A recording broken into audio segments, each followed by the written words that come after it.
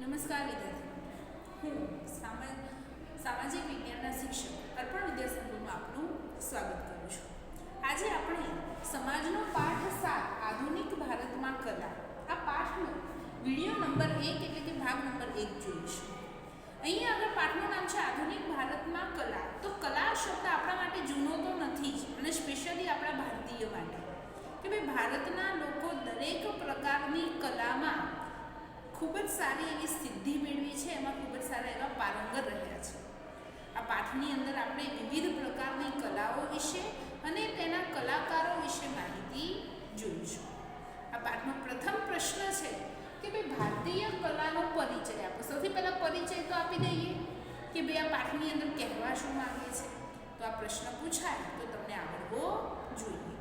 શું કહે છે કે ભાઈ પ્રાચીન કાળથી જ ભારતીય કલા અને સંસ્કૃતિ વિશ્વભરમાં વિશિષ્ટ સ્થાન ધરાવે છે. વિશ્વભર એટલે કે આખી દુનિયાની અંદર વિશિષ્ટ સ્થાન ધરાવે એવી આપણી ભારતીય કલા અને સંસ્કૃતિ છે. કલા એ માનવીની અભિવ્યક્તિનું માધ્યમ છે. કલા દ્વારા માનવી પોતાના અંદર રહેલી સિદ્ધિઓ, પોતાના અંદર રહેલી ઘણી બધી આવડતને શું કરી શકે છે? અભિવ્યક્ત કરી શકે છે, એટલે કે દર્શાવી શકે છે. માટે કહે છે કે ભાઈ કલા એ અભિવ્યક્તિનું માધ્યમ છે.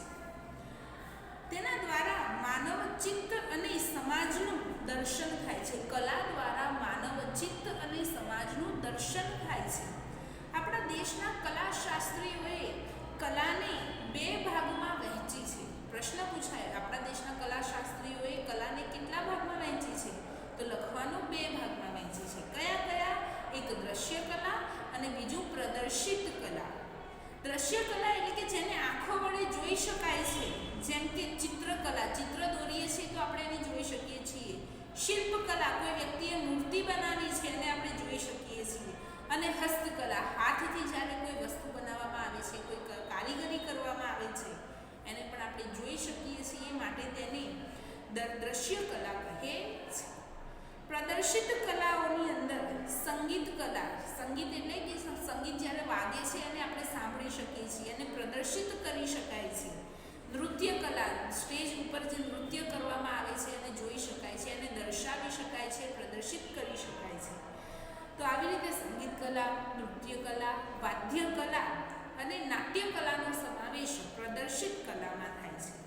ભારતીય કલા વૈશ્વિકતા, વિવિધતામાં એકતા અને ધર્મનિરપેક્ષતાના તત્વો સાથે સુયોજિત છે.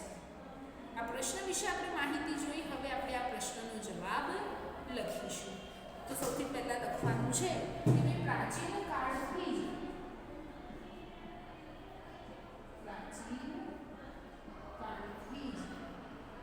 ભારતીય કલા અને સંસ્કૃતિ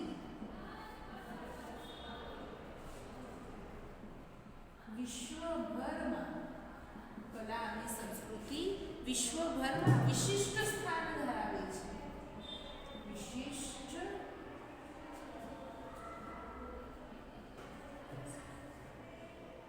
સ્થાન ધરાવે છે. ત્યારબાદ બીજા પોઈન્ટમાં આપણે લખીશું કે તેના દ્વારા કલા એ માનવીની અભિવ્યક્તિનું માધ્યમ છે. કલા એ માનવીની અભિવ્યક્તિનું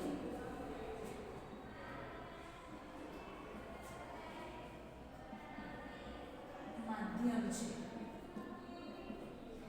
ત્યારબાદ આપણે લખી શકાય કે તેના દ્વારા માનવ ચિત્ત અને સમાજનું દર્શન થાય છે. તેના દ્વારા માનવ ચિત્ત અને સમાજનું દર્શન થાય છે.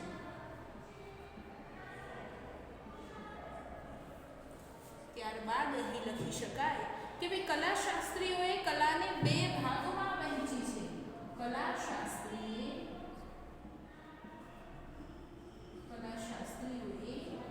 કલાને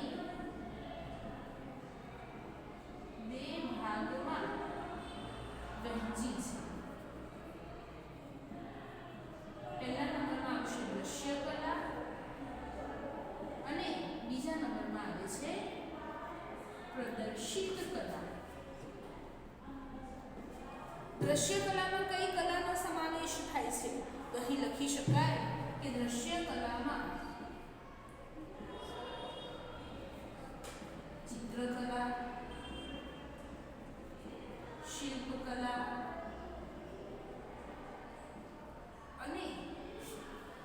હસ્તકલાનો સમાવેશ થાય છે.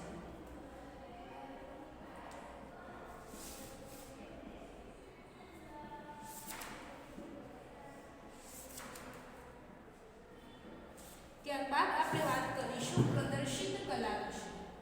પ્રદર્શિત કલામાં શેનો સમાવેશ થાય છે? તો અહીં લખી શકાય કે પ્રદર્શિત કલામાં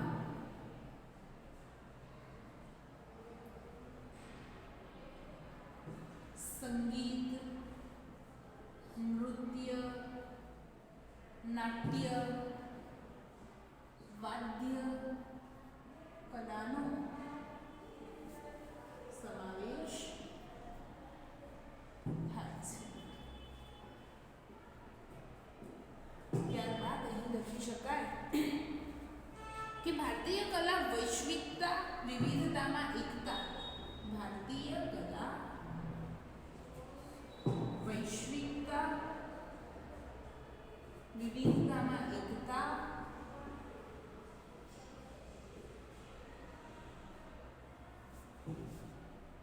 અને ધર્મનિરપેક્ષતાના તત્વો અને ધર્મનિરપેક્ષતાના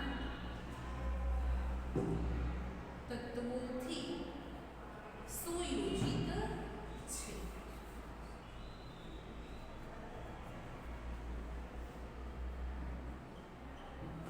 આ પ્રશ્નમાં વિદ્યાર્થી મિત્રો તમને ખ્યાલ આવ્યો હશે. આનું સ્ક્રીનશોટ લઈને તમે તમારી નોટમાં લખી શકો છો. ત્યારબાદ વિદ્યાર્થી મિત્રો આપણે બીજો પ્રશ્ન જોઈશું. આ પાઠનો બીજો પ્રશ્ન છે કે ગુજરાતમાં કલા શિક્ષણ માટે થયેલા પ્રયત્નો જણાવો. આની અગાઉના પાઠમાં આપણે જોયું કે ભાઈ અંગ્રેજોના આવ્યા પછી ભારતમાં શિક્ષણની શરૂઆત કેવી રીતે થઈ, કઈ કઈ સ્કૂલોની સ્થાપના થઈ. પણ અહીંયા આગળ આપણે જોવાનું છે કલા શિક્ષણ. ફક્ત શિક્ષણ જ નહીં પણ ચિત્રકલા, સંગીત કલા, નાટ્ય કલા, નૃત્ય કલા, આ બધી કલાઓ શીખવવા માટે કયા પ્રયત્ન થયા. તો આપણો પ્રશ્ન થશે ગુજરાતમાં કલા શિક્ષણ માટે થયેલા પ્રયત્ન જણાવો. તો સૌપ્રથમ અહીંયા લખીશું કે ગુજરાતના કચ્છના મહારાવ પ્રાગમલજીએ ભુજની અંદર 1877-78ના સમયગાળામાં એક કલા શિક્ષણ અથવા તો કલા શાળાની શરૂઆત કરી હતી. ગુજરાતના કચ્છની અંદર મહારાવ પ્રાગમલજીએ ભુજમાં કયા સમયમાં 1877 અને 78 દરમિયાન એક કલા શાળાની શરૂઆત કરી હતી. આ પહેલો પ્રયત્ન થયો. બીજો પ્રયત્ન કોણે કર્યો? તો વડોદરામાં મહારાજા સયાજી રાવે કલા ભવનની સ્થાપના કરી હતી, જે કલાનું શિક્ષણ આપતું હતું. પ્રશ્ન પૂછાય, કલા ભવનની સ્થાપના કોને કરી હતી? મહારાજા સયાજી રાવ ગાયકવાડે કરી હતી. ક્યાં કરી હતી? વડોદરામાં. આ બીજા નંબરનો પ્રયત્ન થયો. ત્રીજા નંબરમાં આપણે લખીશું કે ભાઈ અમદાવાદની અંદર શેઠ ચીમનલાલ નગીનદાસ વિદ્યાલય એટલે કે શેઠ CN વિદ્યાલયની સ્થાપના કરવામાં આવી 1951ની સાલમાં. આ શાળાની અંદર શિક્ષકોની તાલીમ માટેનો અભ્યાસક્રમ શરૂ કરવા માટે કલા શાળાની સ્થાપના થઈ હતી. આ શેઠ CN વિદ્યાલયના પ્રથમ આચાર્યનું નામ શું હતું? તો રસિકલાલ પરીખ. પ્રશ્ન પૂછાય, ગુજરાતની કલા શાળાના પ્રથમ આચાર્યનું નામ શું હતું? તો રસિકલાલ પરીખ હતું. આ કલા શાળાની અંદર DTC, D એટલે ડ્રોઈંગ, T એટલે ટીચર અને C એટલે સર્ટિફિકેટ, ડ્રોઈંગ ટીચર સર્ટિફિકેટનો અભ્યાસક્રમ શરૂ થયો હતો અને 1960માં તેનું મહત્વ આ મહાકલાનું વિદ્યાલયમાં રૂપાંતર થયું હતું. આ પ્રશ્નમાં તમને ખ્યાલ આવ્યો હશે. હવે આ પ્રશ્ન આપણે લખીશું કે ગુજરાતમાં પ્રથમ પ્રયત્ન ગુજરાતમાં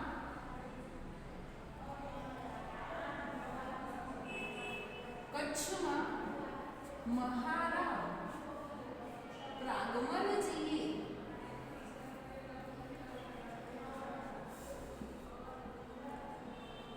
ભુજમાં 1877-78માં કલા શાળાની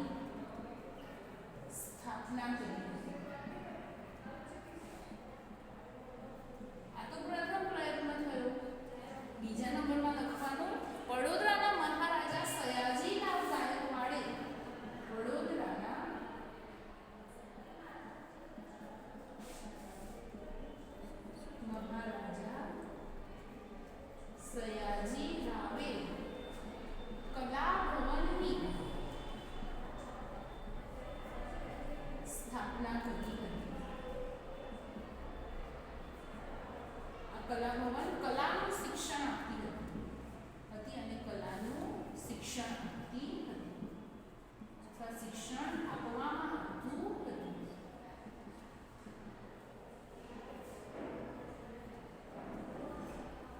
ત્યારબાદ ત્રીજા નંબરમાં લખવાનું છે કે અમદાવાદમાં શેઠ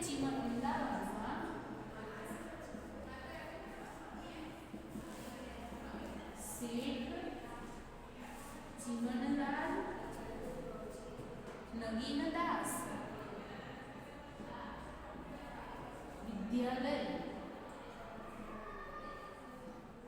વિદ્યાલયની સ્થાપના ઈસવીસન 1951માં થઈ હતી. આ કલા શાળાના પ્રથમ આચાર્ય કોણ હતા? રસિકલાલ પરીખ. આ શાળાના પ્રથમ આચાર્ય રસિકલાલ પરીખ હતા. આ શાળામાં કયો અભ્યાસક્રમ શરૂ કરવામાં આવ્યો હતો અથવા બાળકોને વિદ્યાર્થીઓને શું શીખવવામાં આવતું હતું? તો અહીં લખવાનું છે કે અહીં શિક્ષકોની તાલીમ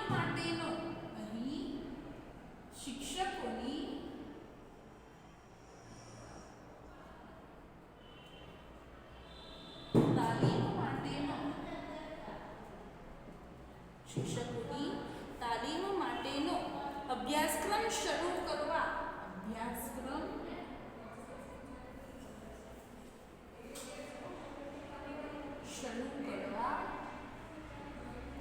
કલા શાળા સ્થપાઈ હતી. ઈસવીસન 1960માં તેનું મહાકલા વિદ્યાલયમાં રૂપાંતર થયું. ઈસવીસન 1960માં તેનું મહાકલા વિદ્યાલયમાં રૂપાંતર